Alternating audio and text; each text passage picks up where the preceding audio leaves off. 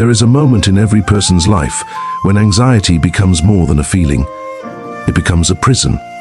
It stops you in the middle of action, holds your chest tight, makes your thoughts run like 1,000 frightened horses. You want to move forward, but something inside freezes. And yet, hundreds of years ago, warriors who lived in a world far more dangerous than ours somehow mastered a state of total calm, inner courage, and mental clarity. These warriors, known as the shinobi and certain schools of samurai, developed an ancient psychological method called kokoro no kage, the shadow of the heart. Its purpose was simple: eliminate anxiety, sharpen awareness, and transform ordinary people into individuals who could stare directly into chaos without flinching. The surprising thing is that this method was not created for battles alone. It was created to win an inner war, the war against fear. Imagine waking up in a cold mountain village in the 1200s.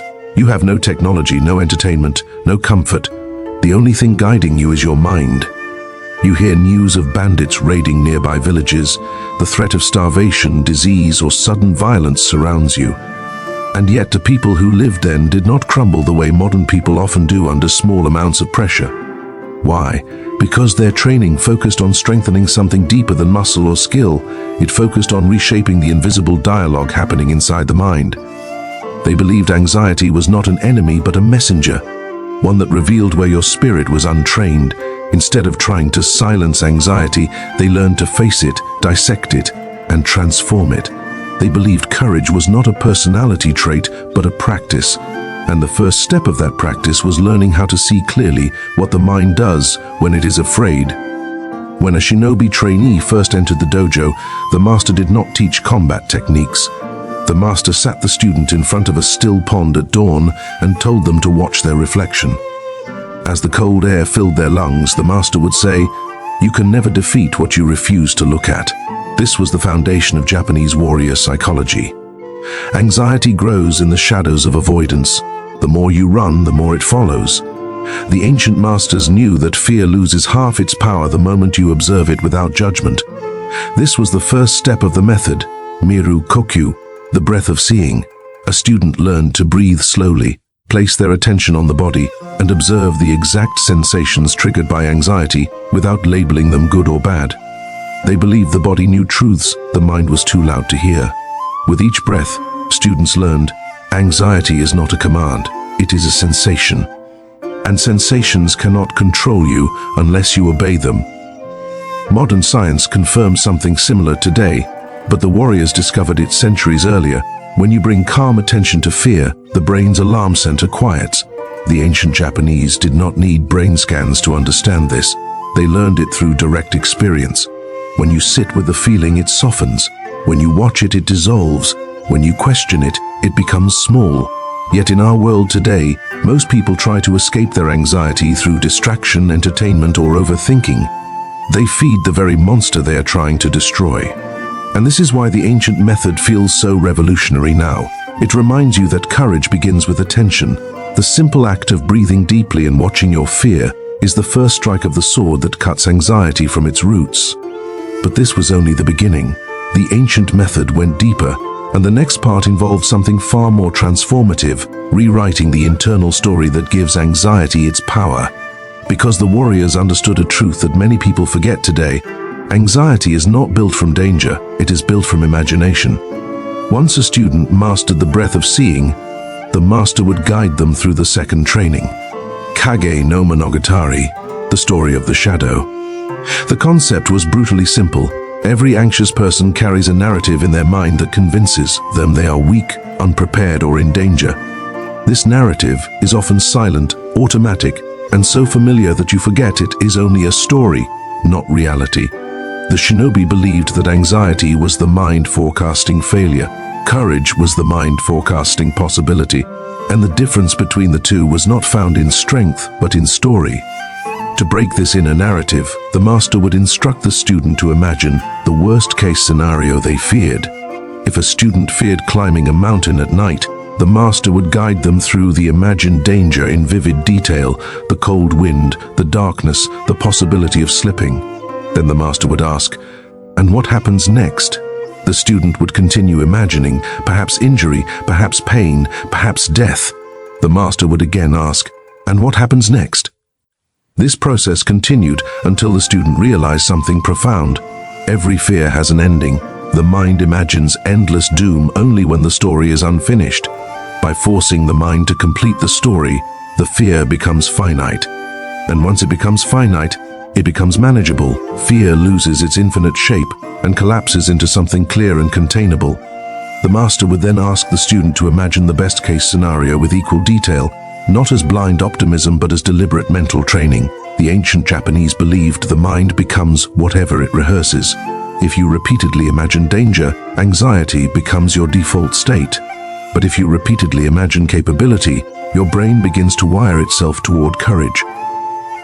Modern neuroscience calls this neuroplasticity. The ancient masters simply called it ningen no keisei, the shaping of the human. Through disciplined mental rehearsal, students rewrote their internal identity from someone who feared the mountain to someone capable of conquering it. Part of this training included a practice called kokoro no fuda, heart cards. Students wrote short, razor-sharp truths on wooden slivers they carried with them. Phrases like, "Fear is a guest, I am the house. I breathe, therefore I am not controlled. If the shadow is here, the light is near." These were not motivational quotes, they were identity anchors, written reminders of who the student was becoming. Whenever anxiety surged, the student would touch the wooden card in their sleeve and let the new identity rise. It was a physical trigger that reactivated courage in the body. This technique mirrors what elite athletes do today, but the Japanese refined it 6 centuries earlier. They understood something powerful. You cannot eliminate anxiety unless you replace the identity that creates it. Courage is not born when fear disappears. Courage is born when you decide to be the kind of person who acts anyway. And the more the student trained this inner story, the stronger their mental presence became. But there was still one more layer. Observing fear was the first step. Rewriting the story was the second. The third step was something far more challenging, learning to step directly into discomfort until the body stopped fearing it. Because real courage is not created through thought, it is created through exposure. The third part of the ancient method was called kanketsu no keiko, training of the closing fear. The principle was that the body must be trained to enter discomfort voluntarily until it stops interpreting discomfort as danger. This was not harsh punishment, it was controlled exposure. A shinobi trainee was required to perform daily exercises that were intentionally difficult but safe. Walking barefoot on cold morning ground, standing still under freezing water, climbing steep slopes with a load, practicing silent movement in darkness, or meditating in a forest at night. These tasks were not meant to test physical strength. They were meant to teach the nervous system that fear sensations do not equal death. The more the student entered discomfort, the more the brain rewired itself to remain calm under pressure. One of the most famous exercises was Yami no Michi, the path of darkness. Students walk through the forest at night without speaking, relying only on the sounds of nature. The darkness triggered anxiety in even the most confident students, but walking through it again and again transformed their relationship with fear. They learned that the body can function even when the mind is uncertain. They learned that clarity increases when you stop running from the unknown. They learned that fear becomes fuel when you keep walking. Modern people misunderstand courage because they wait to feel brave before acting. The ancient Japanese laughed at this idea. They believed courage appears only after action, not before it. A warrior who waited for confidence before stepping onto the battlefield would never move. A farmer who waited for certainty before planting seeds would starve.